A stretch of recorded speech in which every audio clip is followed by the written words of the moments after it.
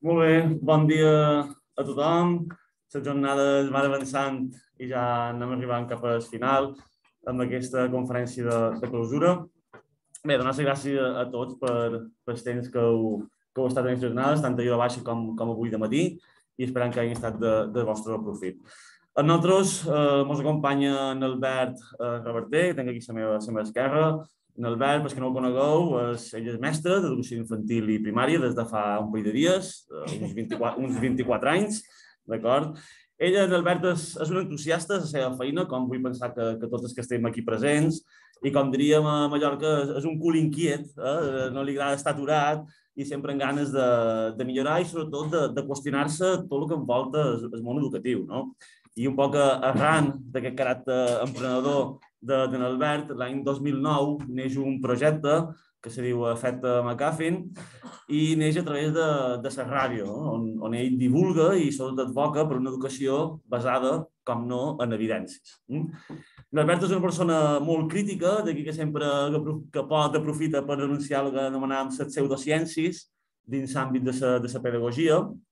Així que aquí avui amb nosaltres tenim no només un gran docent, sinó també un gran comunicador. Ella ha presentat i dirigit programes radiofònics, sempre de caire divulgatiu, no només dins del món de la ràdio, que ja hauríem de dir avui, tradicional, sinó també dins del que és el món del podcast i també, com no, amb el seu propi canal de YouTube.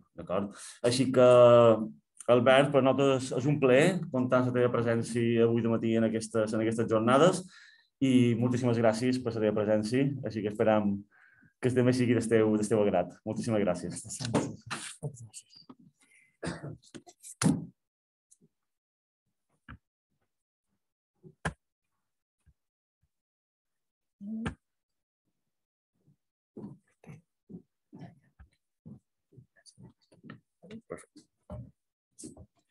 Molt bon dia. Muy buenos días. Gracias por aquest revent, no sé si me he tant. Antes que nada, quisiera agradecer la amable invitación de la Universidad de las Illes Balears, el Instituto de Recerca e Innovación Educativa, con la doctora Eva Aguilar al frente de estas jornadas sobre educación basada en evidencias.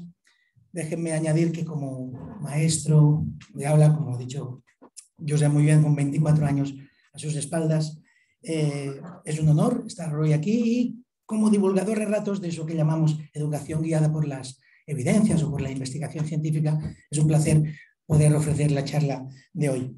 Ya lo ven, el título es elocuente, si más no, de la evidencia al aula. No crean que el trecho que separa la primera de la segunda es excesivamente corto, más bien lo contrario. La brecha entre lo que la investigación acerca de psicología cognitiva, psicología de la educación y otras ramas de la investigación científica acerca de cómo aprendemos, qué métodos o estrategias son más eficaces en el aula, no suele llegarnos demasiado a los claustros. A veces sí, nos llegan ecos de ciencia, pero como en el juego del teléfono escacharrado, nos llegan a veces tan deformados que cualquier parecido con la realidad es pura coincidencia. La educación guiada por las evidencias ha cambiado mi manera de hacer clase y la ha cambiado mejorándola. Sobre todo me ha dado seguridad a la hora de implementar los cambios e innovaciones que he necesitado hacer en el aula cada año, a cada paso. Todo esto es porque he intentado sustentar mi práctica docente en teorías que cuentan con un amplio aval científico, analizando también a través de la experiencia, estos 24 años también cuentan y mucho. La experiencia es la otra gran parte de esa ecuación para poder dar lo mejor de sí en el aula y saber en cada momento pues, qué es lo que convenía a aquel grupo o a aquel alumno. Tampoco es que uno acierte siempre al 100%, simplemente estamos hablando de la posibilidad de poder implementar con la mayor seguridad y la mayor eficacia en cuanto a estadísticamente. No siempre llegas a todo el mundo y ni siempre te funciona el mismo método o las mismas estrategias, lógicamente. Si les parece, empezaré la charla con una anécdota, una de mis anécdotas favoritas científicas. La relata Richard Dawkins, el famoso biólogo evolutivo británico, en su libro El espejismo de Dios. Relata Dawkins que en sus años de pregrado en Oxford tenían un profesor de zoología que en el aula, entre otras cosas, les explicaba que el aparato de Golgi, que es una característica del interior de las células, no existía, era pura ilusión. También allí en Oxford se organizaban cada lunes por la tarde conferencias, charlas, y se invitaba a diferentes especialistas de diferentes materias pues, para dar su charla. Allí acudían todos los alumnos y profesores. Un lunes por la tarde llegó un biólogo evolutivo, también estadounidense, que durante su charla dio pruebas irrefutables, pruebas muy evidentes de la existencia de ese aparato de Golgi, que aquel profesor en sus clases negaba que existiera. Imagínense el rum rum, ¿no? Entre el profesorado, más que entre el profesorado, entre el propio alumnado, ¿no? De cuál sería la reacción de aquel viejo profesor que estaba ahí entre el respetable cuando acabara la charla y cuál sería su reacción, ¿no? Bueno, cuando terminó la charla, el viejo profesor se levantó de su silla, subió hasta el estrado y delante de todo el mundo dio la mano al estadounidense diciéndole: querido colega, quiero darle las gracias. Usted está en lo cierto, yo he estado equivocado estos 15 años. Dice Dawkins que la reacción de todos fue, bueno, se levantaron, empezaron a aplaudir hasta que las manos enrojecieron. Explica Dawkins que aún ahora recordar esa anécdota le sigue produciendo un nudo en la garganta.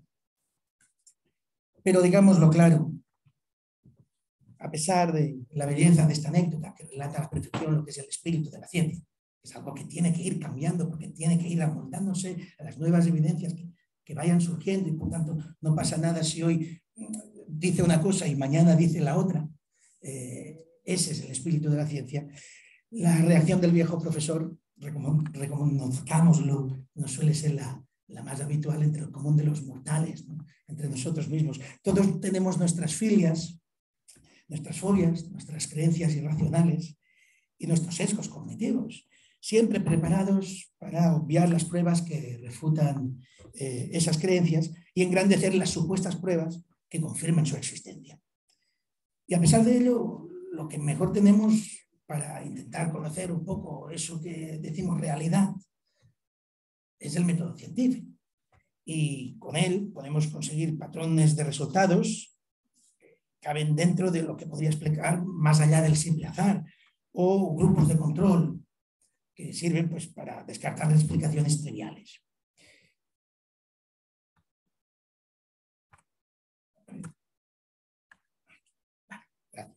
Cuando escuchamos educación basada en evidencias, no son pocos los maestros que creen haber hallado el santo grial, que les da las respuestas concretas, que buscan recetas sencillas, contundentes, claras, que conviertan en éxito la intervención educativa. La pregunta que más se nos suele hacer es: ¿pero esto funciona? ¿Sí o no? Bueno, la respuesta dista muchas veces de satisfacer los anhelos, de solucionar todo lo que tenemos en marcha dentro del aula. Permítanme la licencia de utilizar una metáfora para ilustrarlo. Miren, les voy a hablar de un término que se me ocurrió hace ya un tiempo, reflexionando sobre educación guiada por la evidencia, con Fátima García Doval. Apúntense el nombre, si pueden, síganla por el Twitter, porque es una eminencia, un referente en nuestro país en este tipo de cuestiones y además tiene unos hilos en Twitter sobre historia de la educación que son una auténtica gozada. Bueno, este término no lo busquen, no lo van a encontrar, lo bautizamos hoy oficialmente. Le llamamos el efecto Eastwood, le llamé el efecto Eastwood. Y sí, tiene que ver con el famoso director y actor norteamericano. Bueno, me explico, ¿de acuerdo? Bueno, que sepan que soy un amante del cine, así en general, y en especial del cine clásico. Si tuviera que elegir un director, lo tendría muy difícil, pero sin duda entre mis preferidos estaría el señor Clint Eastwood. Y una de sus mejores películas, para mí la mejor, si también me dieran a elegir entre una de las muchas obras maestras que ha hecho, es sin duda Sin Perdón. ¿La conocen, no? gran western. Bueno, en las películas de Eastwood, muchas veces el supuesto héroe es presentado como un ser con muchas taras personales, muchos defectos. De hecho, tantos que lo acaban casi convirtiendo en un tipo de antihéroe. A veces el que tendría que ser supuestamente el villano de la función muestra un rostro humano y sensible que nos desarma. En Sin Perdón, si la han visto, recordarán que Eastwood interpreta a William Manny, un expistolero, asesino a sueldo, famoso por un pasado absolutamente sangriento, donde ha asesinado a todo tipo de gente, mujeres, hombres, niños, una total falta de escrúpulos. Pero la película, al comenzar, nos lo presenta como un viejo hombre, padre de familia, enviudado, en medio de la nada, con 2 hijos, que no tira, y que se ve un poco forzado por las circunstancias a aceptar un último trabajo. Tiene que ir a un pueblo pues, a matar a 2 personas. Lo acepta por el dinero, porque le hace falta eso. Por otra parte, en la película tenemos a Gene Hackman interpretando a Little Bill, que es el sheriff del pueblo. El sheriff del pueblo representa que tendría que ser el bueno de la película, ¿no? Pero Eastwood, en su dirección, mediante su dirección, nos lo muestra como un hombre sí, simpático de primeras, pero muy irascible, cruel, incluso a la hora de impartir justicia, terriblemente injusto. Digámoslo claro, él técnicamente tendría que ser el bueno y Eastwood tendría que ser el malo de la historia, pero la realidad es que en las películas, y también en la realidad, ni los buenos son tan buenos, ni los malos son tan malos. Y a eso le llamo el efecto Eastwood, porque es justamente lo que en educación guiada por las evidencias nos vamos a encontrar. Si tuviéramos que tomar una instantánea y dar una imagen de cómo sería la foto de la educación basada en evidencias, sería tal que así. Es esto, es triste, ¿verdad? Podríamos haber buscado una imagen más, pero es lo que hay. Lo que tenemos es 2 extremos. Uno, y tienen que imaginárselo, delgadito, blanco, y otro, delgadito, negro. Y en medio, un océano de grises, de muchos grises. Evidentemente, el blanco representaría todas aquellas implementaciones en el aula, todas aquellas estrategias que sabemos que en su mayor parte funcionan y son muy eficaces, suelen serlo, lo cual no quiere decir que lo sean siempre el 100% de las veces con todo el mundo. Y en la parte negra, bueno, aquellos métodos o aquellas implementaciones que no tienen ninguna eficacia o incluso en algunos casos incluso podrían ser contraproducentes.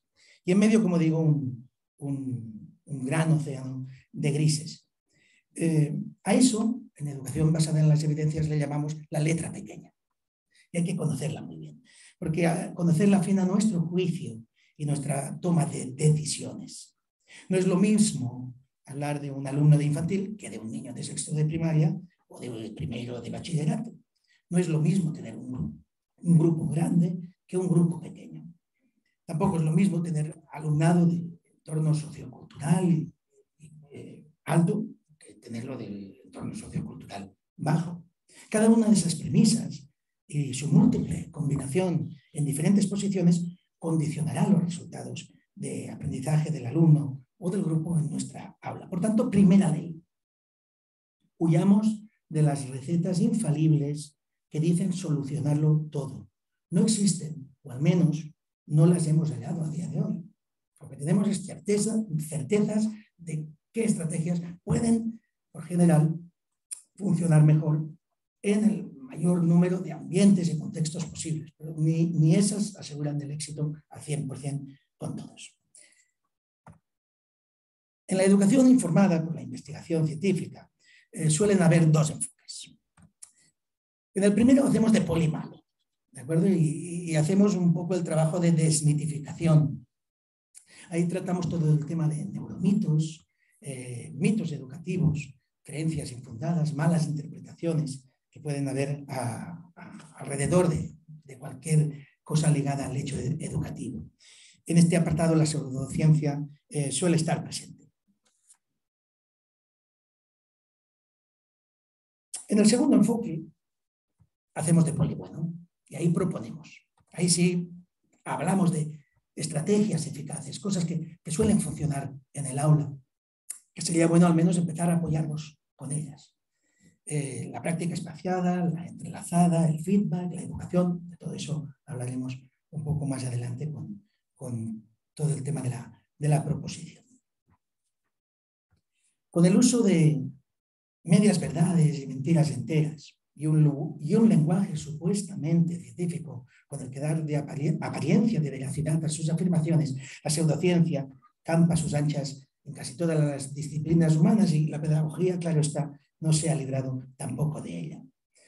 Y así es como a lo largo de años y años por la escuela van desfilando métodos y más métodos, ideas y más ideas, la mayoría, por no decir todas, bien intencionadas en apariencia, pero que llegan sin estudios que las avalen, en la mayoría de casos, a veces con poca eficacia o nula, cuando la luz del método científico se cierne sobre ellas, o apoyadas en lo que decíamos, neuromitos o creencias que sabemos que no son ciertas.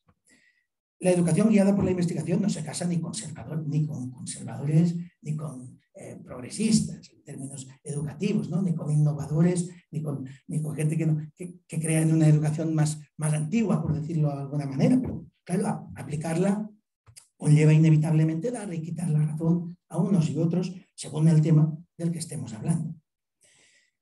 ¿Qué ocurre? Que la evidencia, pues claro, se predica a los cuatro vientos, con megafonía incluida, si hace falta, cuando ésta se adapta a nuestros designios. Tenemos una manera de entender la educación, aplicamos la evidencia, me da la razón, ¿ves lo que dice la evidencia? Pero ¿qué pasa? Cuando la evidencia nos dice algo contrario a aquello que pensábamos de antemano, la apartamos, la ignoramos muchas veces. A eso le llamamos pues, el sesgo de confirmación, que es una de las muchas curiosas maneras que tenemos las personas de comportarnos como simples seres humanos. Todos cometemos estos sesgos de confirmación, ya sea como hinchas de fútbol, siempre vemos el penalti en el área contraria, pero nunca en la propia. O los cometemos como votantes de una ideología, de un partido, ¿no? Siempre los malos están en los otros y los nuestros son los buenos. También como maestros cometemos estos sesgos, inevitablemente. Pero hay que reflexionar, porque nuestro objetivo es hacer la mejor intervención en el aula posible. Así como el médico intenta dar el mejor tratamiento posible para una enfermedad determinada. Y es la última analogía que utilizaré hoy entre educación y medicina, prometido. ¿Vale?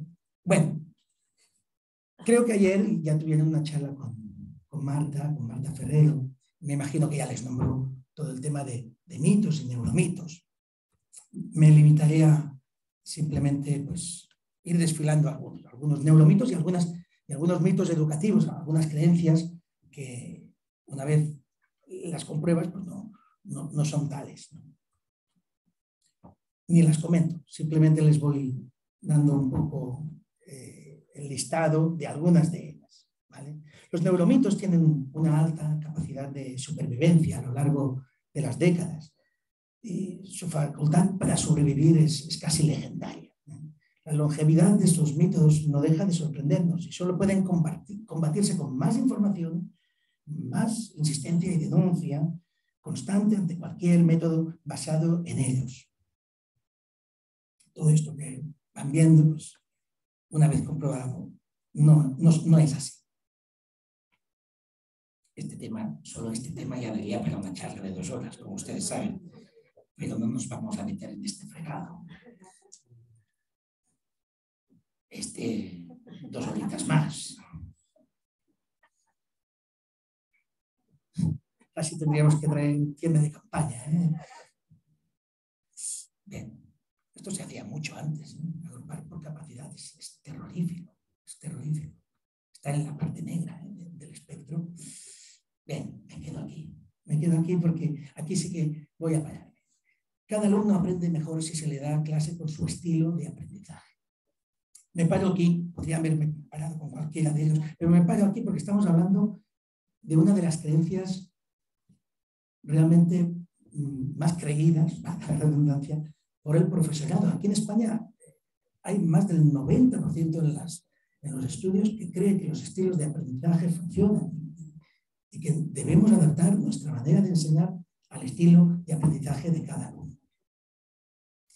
No es la cuestión de España. Si salen fuera, en todos los países donde se ha realizado esa investigación, no se baja del 90%. 9 de cada 10 maestros creemos que eso es verdad, que eso funciona. Lo conocen, ¿no? Todo el tema de los estilos de aprendizaje. Voy a por ello. Venga, sin ir más lejos, este año, durante el primer trimestre, mi hija Aina está haciendo primero de bachillerato y en la hora de tutoría, este año, en técnicas de estudio, les pasaron un test de estilos de aprendizaje. Y lo hicieron con la excusa diciéndoles que una vez supieran qué les salía el test, de si eran visuales, auditivos o kinestésicos, tendrían que adaptar la manera de estudiar a eso, a lo que les hubiera dado ese resultado. No hay manera de quitarnos este mito de encima. Y tienen muchísima evidencia en contra. Se ha comprobado por todos lados si eso es así, si eso funciona, y no ha funcionado. Pero vayamos por partes. ¿Por qué no funciona? ¿Cuál es el problema con el que nos encontramos con los estilos de aprendizaje? El primero es, ¿qué modelo de estilo de aprendizaje escogería? Todos conocemos el método BAC, ¿de acuerdo? Que es el de los visuales, aquel que dice que hay alumnos que aprenden mejor mirando, otros escuchando y otros moviéndose. Este sería el resumen, ¿sí? Pero, ¿qué les parecería si les dijera que ahora mismo tienen 4 modelos de estilos de aprendizaje más para escoger? ¿Cuál escogería? Tenemos un método Cole, otro que se llama Honey-Mumford, vean los subgrupos que se derivan. Es verdad que casi todos escogeríamos el BAC, porque intuitivamente, ¿verdad?, es el más sencillo de explicar, el más sencillo de entender. Pero, claro, si opto por ese método, por el BAC, ¿cuántos convergentes o humanitarios estoy dejando fuera y no estoy teniendo en cuenta? Si se trata de adaptar la enseñanza al estilo de aprendizaje de cada alumno, ¿cuál escojo y cuál aparto? ¿Cuántos visuales, auditivos y kinestésicos se encontrarían en un hipotético grupo de reflexivos? Y por tanto dejaría de dar la enseñanza basándome en lo visual, auditivo y kinestésico y yendo a por el trabajo reflexivo. Estamos solo al principio. Les he dado 4 modelos de aprendizaje que se han puesto bajo la lupa de la investigación y que no han dado resultado, pero es que no son 4 modelos de estilos de aprendizaje los que tenemos. No lo vemos. A ver si podemos... Tan bonito que queda ese momento sorpresa. Ahí estamos. 71 modelos de estilos de aprendizaje con sus subgrupos correspondientes. No hay tiempo en 24 años de experiencia para decidirme por uno. Es bastante complicado. Pero claro, es el problema a veces cuando no apoyamos ciertas teorizaciones en evidencia empírica. Y necesitamos evidencia empírica porque lo que hacemos en clase es acción. Tiene una acción y tiene una repercusión. La existencia de miles de artículos, webs, libros, ponencias a favor incluso de los estilos de aprendizaje no garantizan para nada su validez. Y la extensa evidencia con la que contamos a día de hoy no ayuda a creer en ella. Pero sigamos adelante. Escojamos, por ejemplo, el método BAC. ¿Cuál sería el siguiente problema con el que nos encontraríamos? Bueno, el siguiente paso es identificar el estilo de aprendizaje de cada uno de nuestros alumnos. Llegamos a los consabidos test. Bueno, test que no están homologados. Mi hija me lo hizo hacer en casa, ¿de acuerdo? Y bueno, lo máximo que podemos sacar de ahí es nuestra preferencia por cómo quisiéramos o preferiríamos recibir la información. Pero hagamos un símil culinario. Si a mí me dicen qué quiero comer y cuál es mi comida favorita, unos huevos fritos con patatitas fritas en la base, una buena paella, una pizza a 4 quesos, Josep. Por supuesto, con Roquefort. Con Roquefort, hombre, es que si no, no hace falta ni que la traigan ya, ¿eh? Eso es un espectáculo. Claro, eso colmaría mis deseos, ¿verdad? Pero no mi salud. Imagínense comiendo pizza cada día, por buena que esté, o paella cada día, o todo eso cada día, ¿no? Eso es un problema. Una cosa es que tengamos unas preferencias. La otra es que esas preferencias realmente nos sirvan y nos sean positivas para nosotros. Con los estilos pasa un poco lo mismo. De hecho, en un estudio se les preguntó a una serie de alumnos pues, cuál era su estilo de aprendizaje, cuál preferían, ¿no? Cada uno escogió su estilo de aprendizaje favorito y luego los separaron. Los separaron en grupo A y grupo B. En el grupo A les dieron clase, les dieron enseñanza, adaptándose al estilo que cada uno había escogido. En el grupo B pasaron completamente de esta información y les dieron clase normal. Bueno, pues como este estudio se ha repetido varias veces, el resultado siempre es el mismo. No solo no aprenden más los del A, sino que los del B acaban teniendo mejor aprendizaje. La pregunta es, ¿qué está pasando aquí? Porque algo que tan intuitivamente vemos, ostras, es muy claro, yo es que tengo mucha memoria visual, yo es que si escucho algo enseguida lo recuerdo, por tanto yo soy auditivo. ¿Cómo es que algo que funciona tan bien a nivel intuitivo, luego no funciona en el aula con estos grandes resultados, ¿no? Vamos a viajar a 1973. Suerte que te tengo, ¿eh? No cantes victoria. De momento vamos bien. Vamos a viajar a 1973 y vamos a relatar un experimento que es muy sencillo, pero es fascinante. Antes quiero preguntarles cuántos de ustedes se considerarían, no lo pongamos a nivel de Karpov y Kasparov, pero cuántos se considerarían expertos en ajedrez. Va, venga, sin miedo. Yo la levanto por levantar, pero no, soy muy... Solo uno. Te has quedado solo, ¿eh? Eso debe ser timidez, porque ahora voy a preguntar cuántos os consideráis novatos o ignorantes en el tema del ajedrez.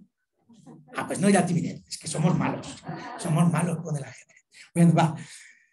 Os voy a enseñar un experimento de 1973, es un clásico, seguro que muchos de vosotros ya lo conocéis, pero es bueno por las implicaciones que tiene a nivel de educación y como maestro lo que nos interesa sacar de ahí, ¿no?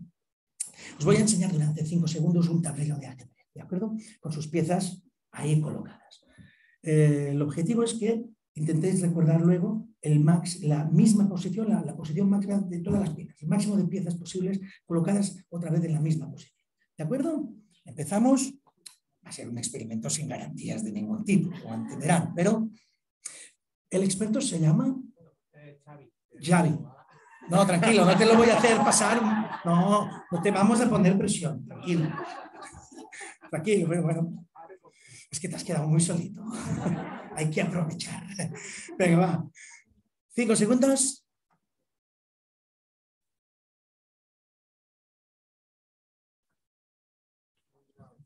Xavi, ni te lo pregunto, no te voy a hacer pasar por este mal trago, ¿vale? Pero, porque claro, esto hay que hacerlo con muchas garantías, mucha tranquilidad. No es el momento, ni mucho menos. Pero preguntaron al grupo de novatos que había en ese experimento cuántas piezas eran capaces de volver a colocar encima del tablero. Bueno, el grupo de novatos colocaron una media de 4 o 5, ¿de acuerdo? En cambio, en el grupo de expertos, el grupo de Xavi, te voy a dejar bien, ¿eh? No tengo tanto ego, Xavi fue capaz de colocar prácticamente todas las piezas otra vez encima del tablero. Claro, uno dice, oye, esto intuitivamente ya podíamos un poco preverlo, ¿no? Los expertos saben más, los novatos pues, saben menos. Mira, para ese viaje no hacía falta tantas alforjas. Pero la ciencia es puñetera, siempre quiere ir un pasito más allá. Así que vamos a hacer lo mismo con un segundo tablero, con el mismo objetivo. ¿De acuerdo? Es así como lo hicieron Chase y Simon en el 73.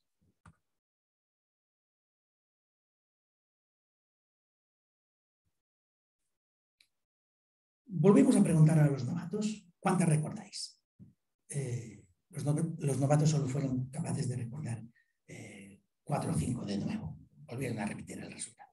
Les preguntaron a Xavi, a los expertos, ¿cuántos sois capaces de volver a colocar? y los expertos solo pudieron colocar 4 o 5. ¿Qué había pasado? Les amenazaron de muerte, les pusieron algo en el café, no habían dormido lo suficiente. No, ahí el experimento sí que fue con plenas garantías. Me imagino que muchos iban previendo lo que sucedía, ¿no? En el primer tablero lo que tenemos es una posición lógica de una partida lógica, con sus movimientos lógicos. Ya saben que cada pieza de ajedrez tiene sus movimientos y esa es la consecuencia de una partida lógica de ajedrez. En cambio, en el segundo tablero, las piezas estaban puestas completamente al azar. Por tanto, y ahí es como maestros, cuando tenemos que tomar nota, lo que tenía pleno significado para un experto le daba, obviamente, la capacidad de demostrar esa expertez.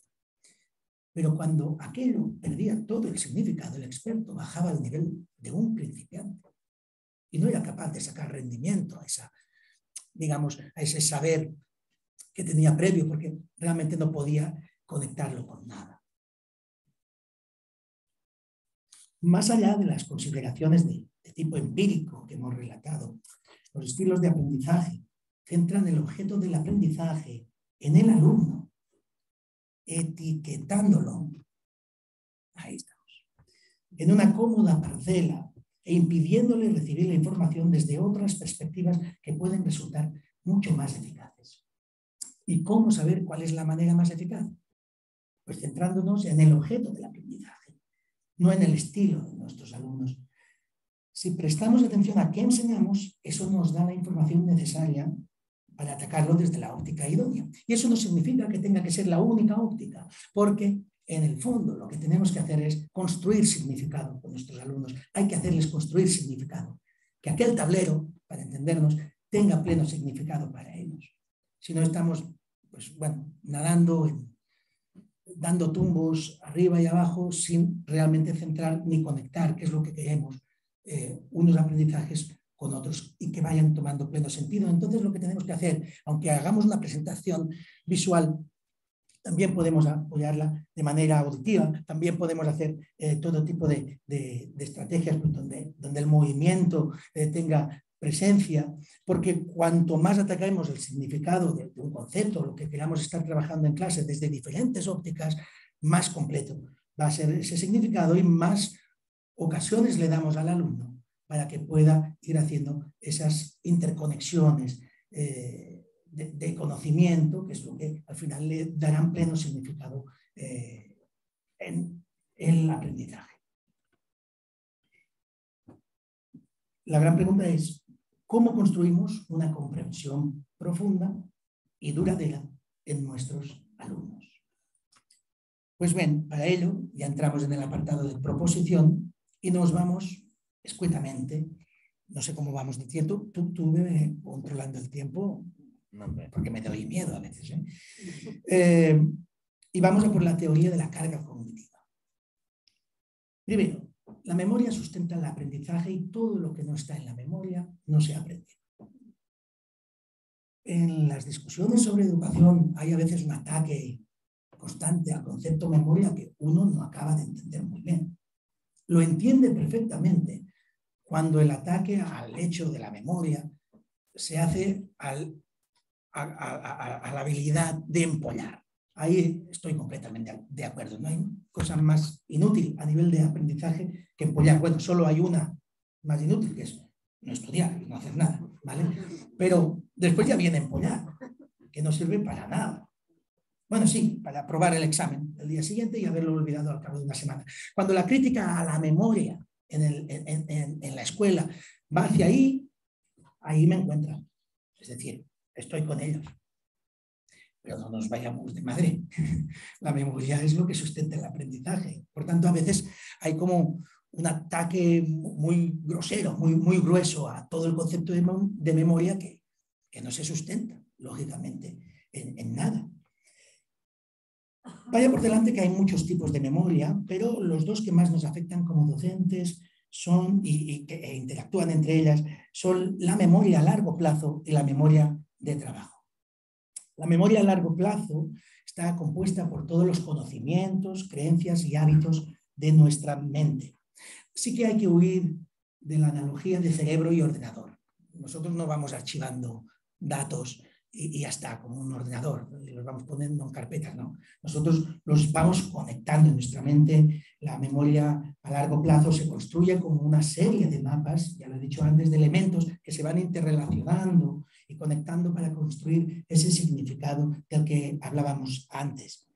Entonces, lo que tenemos que conseguir como maestros, casi nada, es desarrollar una memoria a largo plazo más poderosa, una memoria profunda. ¿Y qué es la memoria a largo plazo?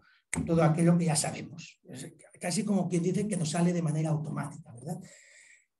En cambio, en la memoria de trabajo, que es la que están ustedes, espero, utilizando ahora mismo, prestando atención a esta charla, es realmente donde ocurre el pensamiento en la mente. Y funciona junto con la memoria a largo plazo para resolver problemas. El problema de la memoria de trabajo, que hace todas estas cosas que ven en pantalla, es que se sobrecarga con mucha facilidad. Si le damos a la memoria de trabajo demasiadas cosas en las que pensar, estamos pensando en unos 4 elementos o 5, la memoria de trabajo se sobrecarga y dice, basta, no puedo más. Para que vean lo rápida que trabaja la memoria de trabajo cuando rescata información de nuestra memoria a largo plazo y cómo se sobrecarga cuando no tiene a dónde acudir a nuestra memoria de largo plazo, hagamos esta pequeña actividad. Si les digo 5 por 5, todos van a contestar. Lo han dicho poco convencidos, ¿eh? Venga. Pero nadie, evidentemente, hará 5 más 5 más 5 más 5 más 5. ¿Qué acaban de hacer? Recordar las tablas de multiplicar, ¿verdad? Las tienen ahí. Su memoria a largo plazo las tiene ahí bien cogiditas y la memoria de trabajo solo 5 por 5, 25. Si hacemos el 20 por 20, hacemos lo mismo, hacemos la tabla y tenemos una estrategia más, que la conocemos, que es la de hacer 2 por 2 y luego simplemente ponerle los 2 ceritos. Fíjense cómo hemos resuelto una operación que realmente sumar 20 veces 20, el problema empieza con el 75 por 75, ¿verdad? Muchos ya están pensando en la operación mentalmente de manera gráfica. Están colocando el por, la rayita, dice que sí. Claro, es lo que hacemos cuando ya no tenemos más estrategias a las que recurrir. No sé si hay algún matemático en la sala, aquello avezado, que pueda tener algún tipo de estrategia mayor, más experto, para resolver el 75 por 75 con la facilidad con que hemos resuelto el 20 por 20 o el 5 por 5. Tampoco os quiero poner en ninguna fiesta, no es la intención. Y con el 111 por 111 pues pasa algo similar. La memoria de trabajo no tiene a qué recurrir, solo a unos conocimientos, digamos, muy rudimentarios, ¿verdad? Para resolver esa ecuación.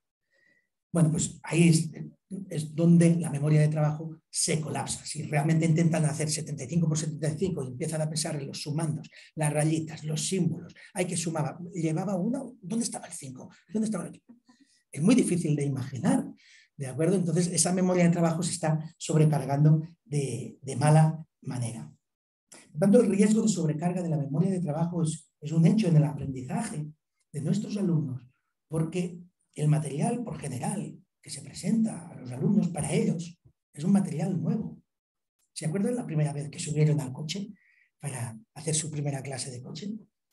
Era subir el asiento, los retrovisores, dónde está el cambio de marchas, el cinturón de seguridad, los pedales, Dios mío, cuál era cuál, el freno, mira arriba, mira abajo, a este señor que me habla al lado. Arranca, hola, que no se me cale, todas estas cosas. Era una memoria de trabajo trabajando, pero a 200 por hora, con el agobio subsiguiente, lógicamente. Ahora cogen ustedes el coche y van de aquí a Palma y a lo mejor llegan a su destino y ni se han dado cuenta del camino. Lo han automatizado todo, ¿de acuerdo?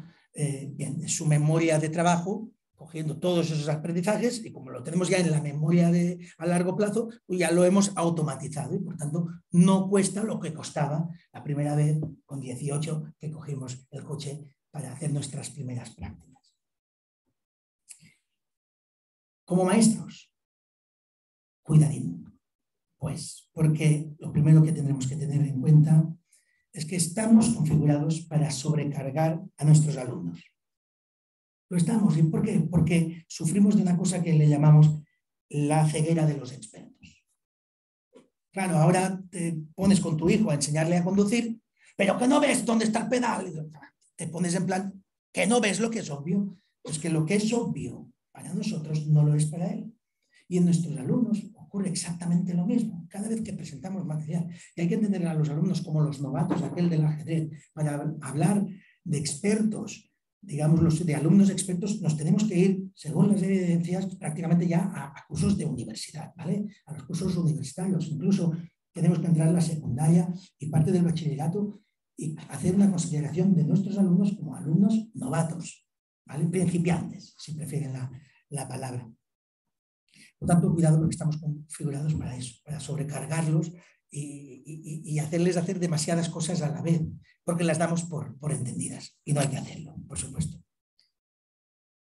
Buen aviso, lo que somos capaces de aprender está limitado por lo que sabemos. Luego lo hablamos un poco más extensamente, pero tiene que ver, lógicamente, con los conocimientos previos, con todo aquello que podemos conectar desde lo que ya sabíamos a lo que estamos trabajando de nuevo. Si conseguimos conectar lo que trabajamos de nuevo con lo que ya sabíamos, ese aprendizaje se interrelaciona y formará parte de ese mapa de interconexiones de manera más fuerte y por tanto seguirá creando significado y un concepto más amplio de lo que sea que estemos trabajando. ¿De acuerdo? Y por último, saber cosas en la memoria a largo plazo hace que desaparezcan los límites de la memoria de trabajo. Por tanto, hay que saber cosas. Hay que hacer que los niños y las niñas sepan cosas. Demasiado se ha extendido esa opinión de que no hace falta aprenderlo porque está todo en Google. No vamos bien. En Google hay muchas cosas maravillosas. Otras también sabemos que no tanto. Pero todo lo que no reflexionemos desde aquí y podamos unir desde aquí, desde la reflexión, no va a servir para nada. Si criticamos el empollar, y hay que hacerlo, porque hay otras maneras de estudiar, luego las comentaré, también hay que criticar esa moda de decir que todo está en Google. Pues oiga, todo está en Google, pero donde tiene que estar es en tu cerebro, formando parte de ti, de tu ser, de tu manera de pensar. No hay otra manera de hacerlo, al menos, como he dicho, de momento no lo hemos hallado.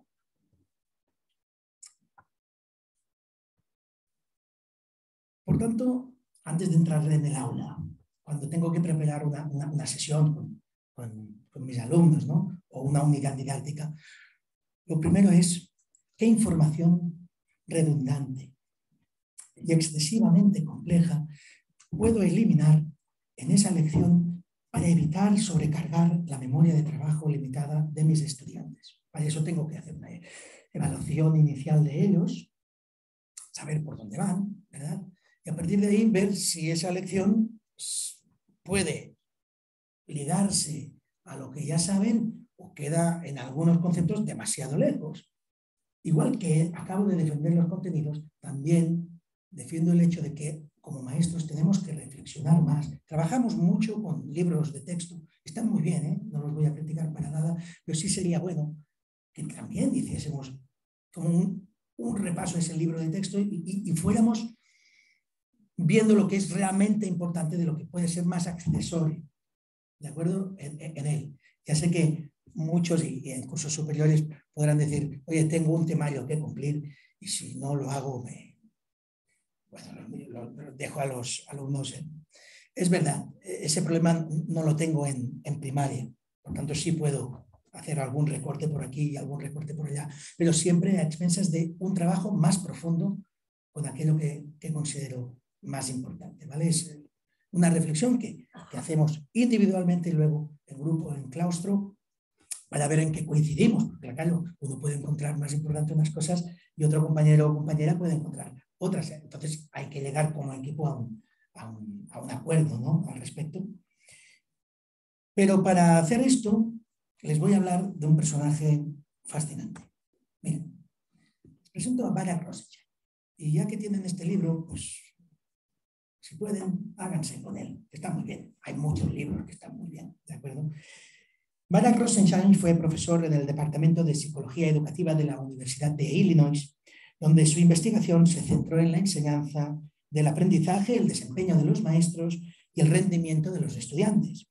El resultado de ello fue un decálogo de buenas prácticas basadas en evidencias, que sería bueno tener en consideración siempre a la hora de impartir clase. Esos principios vienen de 3 fuentes. Primero, una investigación sobre cómo nuestro cerebro obtiene y usa nueva información a partir de la investigación en ciencia cognitiva. Y ahí eso casa perfectamente con la teoría de la carga cognitiva que les decía antes. Luego, una investigación en las prácticas de aquellos profesores cuyos estudiantes muestran el mayor aprovechamiento, que se hizo mediante observación directa de aquellos maestros para saber, esos maestros de éxito, qué estrategias utilizaban dentro del aula para que les saliera también la jugada, ¿no? Y por último, hallazgos de estudios de científicos cognitivos que enseñaron estrategias de aprendizaje a estudiantes. Pues bien, cosas que podemos hacer en clase y que hay que tener muy en cuenta. Voy a destacar las que hago y las que me parecen más importantes, aunque quisiera poder como maestro llegar a hacer toda esta lista. No lo consigo a día de hoy aún, porque aunque sean muy sencillas, en apariencia, implementarlas todas, pues hombre, uno tiene que ganar como en la conducción del coche, pues mucha práctica. Y sí advierto, no son prácticas, como dice Fátima García Doval, nada sexys. Esto no vende un material espectacular, ni hace que se monte grandes auditorios ni grandes reportajes en diarios y medios de comunicación. Van a ver que muchas parecen hasta de sentido común. Muchas seguro que las utilizan muchos de ustedes. Y otras pues está bien refrescarlas para saber que tienen ese alto grado de eficacia. Lo primero, y teniendo en cuenta todo lo que hemos dicho de la memoria de trabajo, presentar el nuevo material en pequeños pasos. Eso hay que tenerlo en cuenta. Por tanto, la reflexión, antes de llegar a la sesión con los alumnos, suele haber muchas horas de reflexión y trabajo y de preparación de material para ir desmenuzando todo ese material y todos esos conceptos nuevos que quieres trabajar con ellos. Por tanto, hay que limitar esa cantidad de material a cada sesión. No podemos estar trabajando con demasiados elementos. Recordemos la ceguera del experto. Ellos no lo son. Tenemos que entregar muchos ejemplos. En ese sentido voy luego a insistir. Muchos ejemplos resueltos, y hacer mucho modelaje. Pero antes de explicarles bien lo del modelaje, vamos a hablar de la práctica espaciada, que es una estrategia que tiene muchísima evidencia a favor. Y es la que deja en ridículo, por decirlo así, a la práctica de empollar, a la que llamamos realmente práctica masiva. La investigación en educación nos dice que es mejor estudiar 1 hora en 3 sesiones de una misma asignatura que hacer ese estudio en 3 horas seguidas.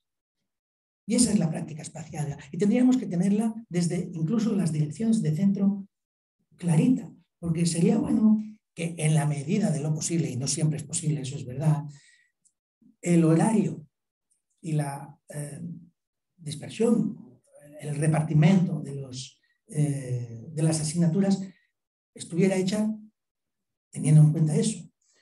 No tener una clase de castellano el lunes por la mañana y por lo que fuera, eso en primaria a veces pasa, volver a tener otra por la tarde. Es bueno que las espaciemos en la medida, vuelvo a decir, de lo posible. Por tanto, la práctica en bloques, la práctica masiva, nos diría que estudiamos 4 horas seguidas. La práctica espaciada nos dice que lo hagamos en diferentes sesiones, aunque acabemos haciendo el mismo tiempo. Y si quieren mejorar esta práctica espaciada, únanle a la práctica entrelazada.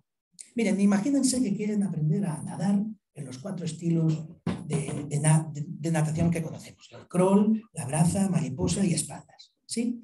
Y tienen 4 días a la semana para hacer eso. Intuitivamente, lo que solemos hacer, la mayoría, es el lunes estar toda la hora haciendo crawl, el martes haríamos braza, el miércoles mariposa y así el jueves con la otra. Y en la práctica entrelazada nos dice que lo mejor es durante la misma sesión ir alternando esas diferentes técnicas. Que me he perdido por ahí, por no dejarme nada, es que no quiero dejarme nada. Entrelazar o mezclar las habilidades, en este caso quizás alternando entre la espalda y la mariposa a cada vuelta, produce un mayor aprendizaje a largo plazo, mucho más profundo. Y esto se debe a que el entrelazado fomenta un pensamiento más esforzado. Lo que vamos a tener es más errores al principio, pero el error, como parte del proceso de aprendizaje, tiene que estar presente siempre en el aula y hay que permitirse el error sin duda alguna.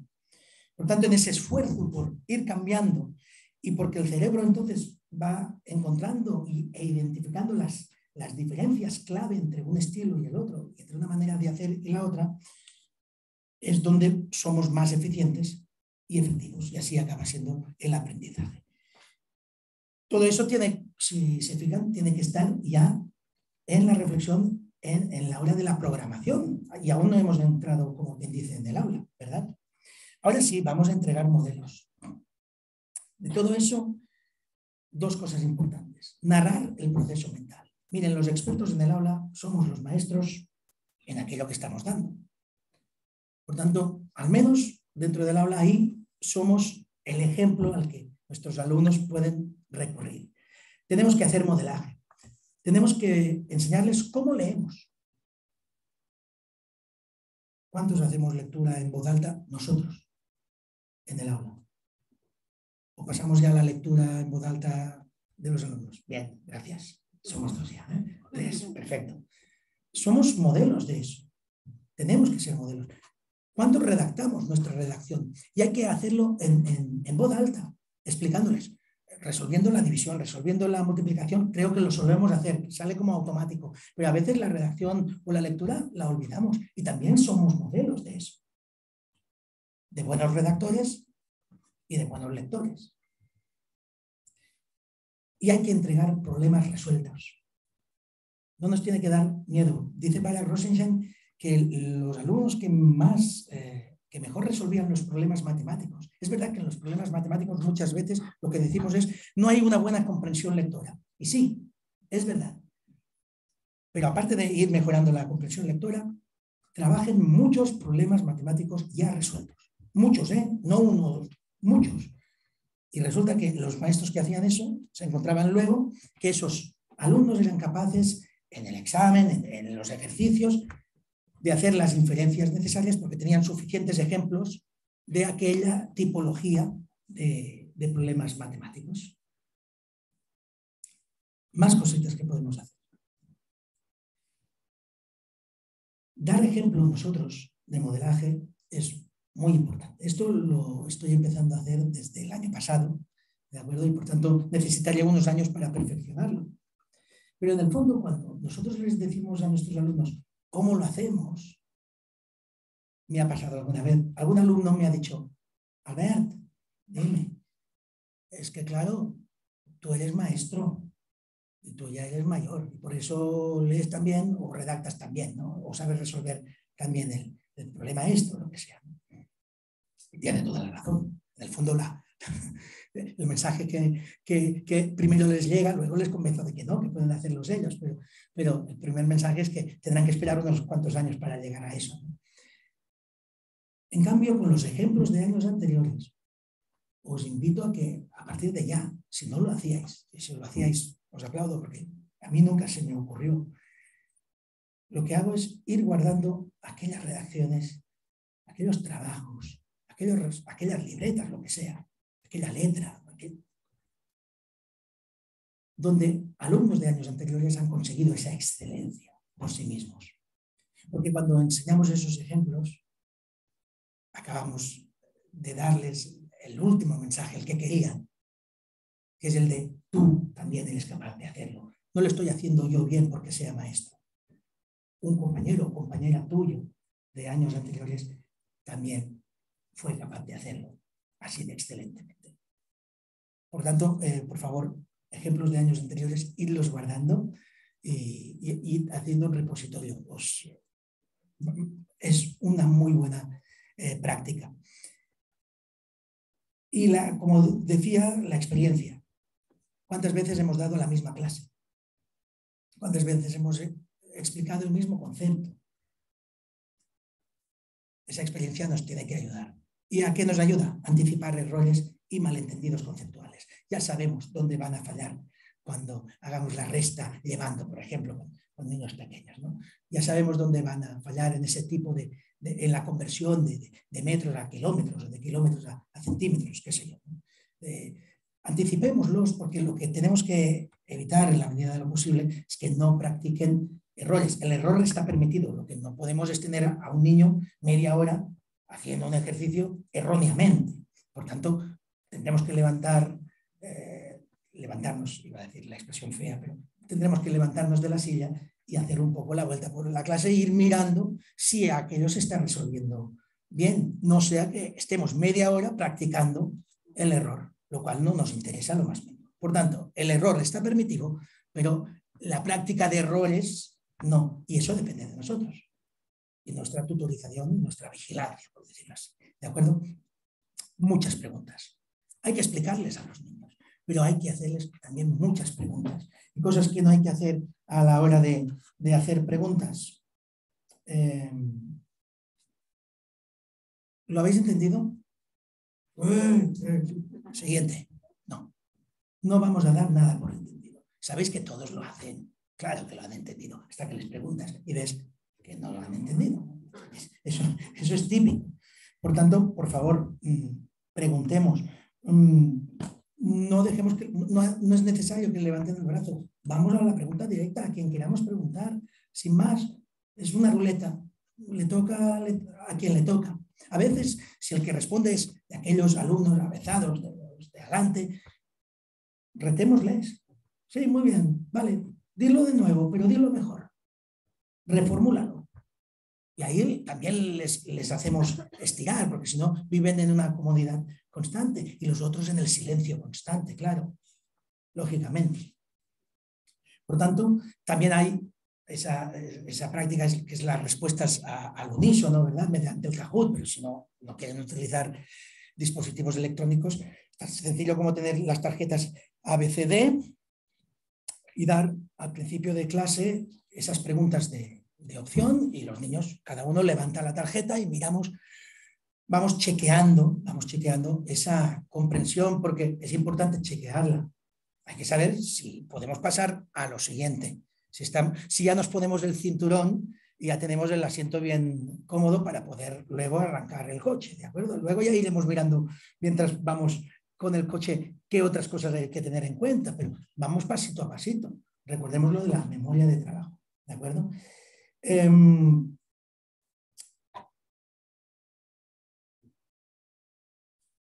Sí, sigo no sé cómo vamos de tiempo, sufro por el tiempo, porque me lo dejo.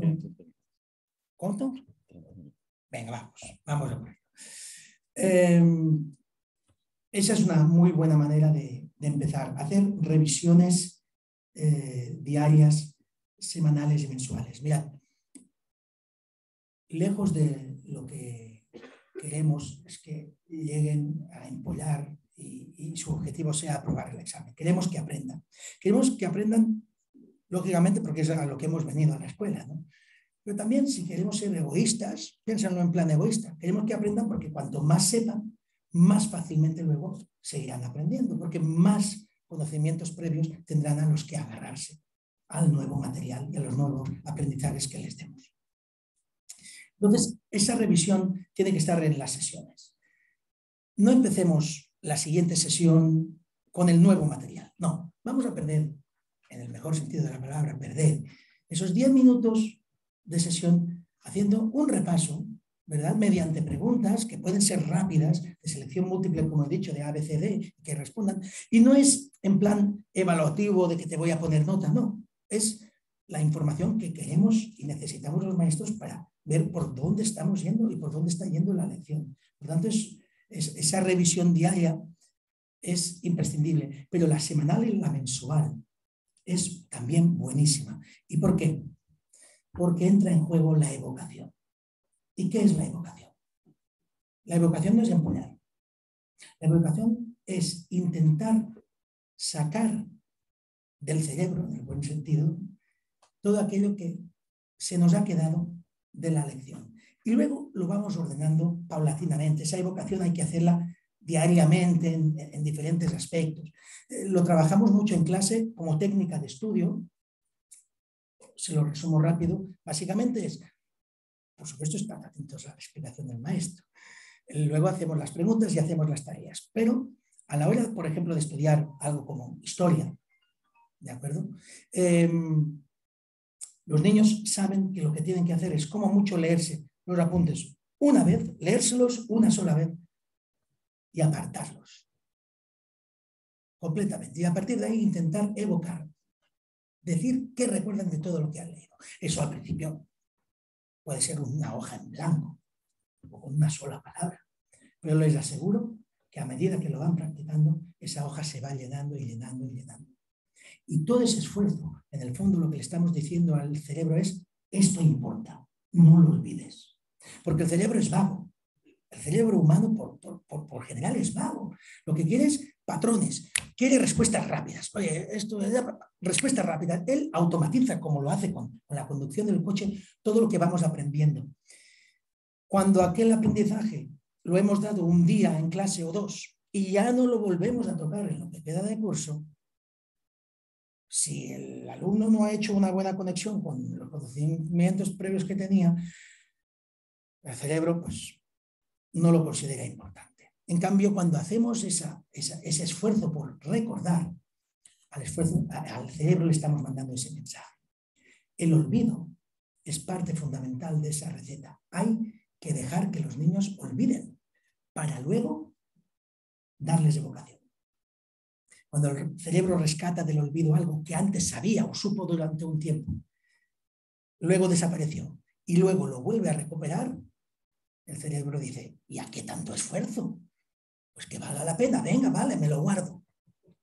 Entendámoslo así, ¿sí? Pero para que lo entiendan, es como realmente funciona. Por tanto, por favor, profundicemos en los contenidos, profundicemos en los temas, en lo que queremos trabajar, sea la asignatura que sea.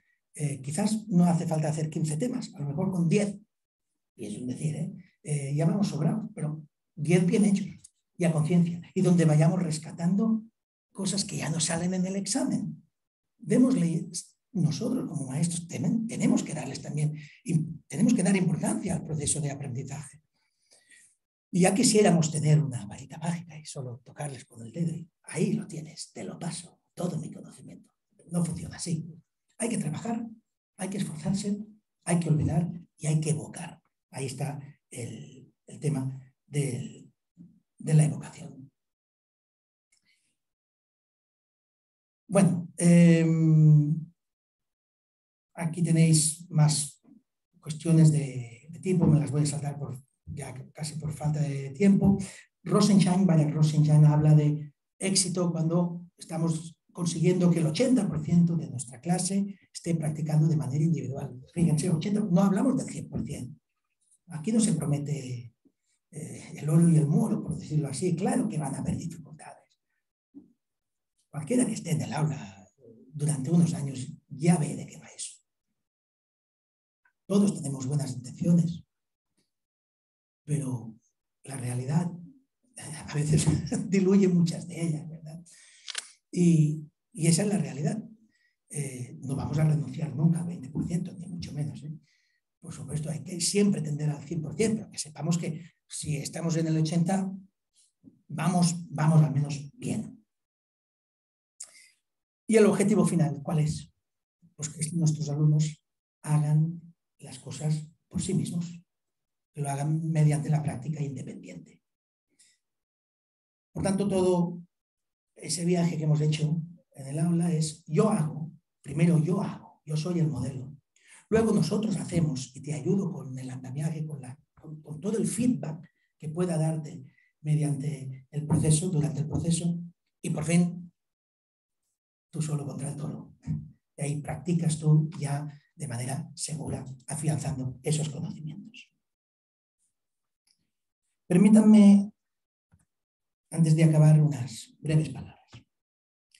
Lo que la ciencia nos cuenta acerca de aprender y enseñar tiene unas pocas certezas y mucho terreno por explorar aún. Quizás la implementación de algunos de los futuros descubrimientos sobre el cerebro humano no tenga ni tan solo la posibilidad de convertirse en práctica en el aula. Pero al final, las técnicas y estrategias de las que hoy hemos hablado son solo una pequeña parte del puzzle de eso que llamamos educación en mayúsculas. Defendamos también esta bella profesión, más allá de esas técnicas, como un arte. Como el arte de ser grandes comunicadores con nuestros alumnos y también creadores de espacios y contextos donde la pasión por aprender de nuestros alumnos esté presente. Miren, cuando hablemos de emoción para el aprendizaje, no olvidemos, por favor, que principalmente aprender es emocionante. Y no desechemos ninguna visión. No arrinconemos ni menosvaloremos ninguna materia o asignatura.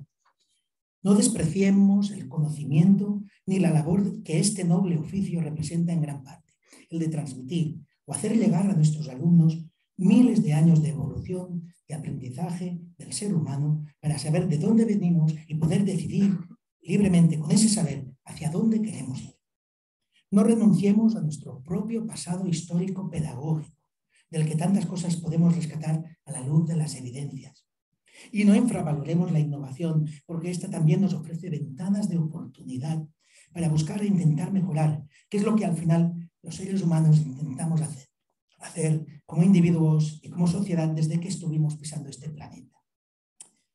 Celebremos esa extensa variedad de ideologías, sensibilidades, anhelos y prácticas de ayer y hoy y ofrezcamos, siempre con el respaldo de las mejores evidencias, el mejor menú educativo que podamos ofrecer a nuestros jóvenes y futuros ciudadanos. Y no nos duela revisar nuestro trabajo de vez en cuando.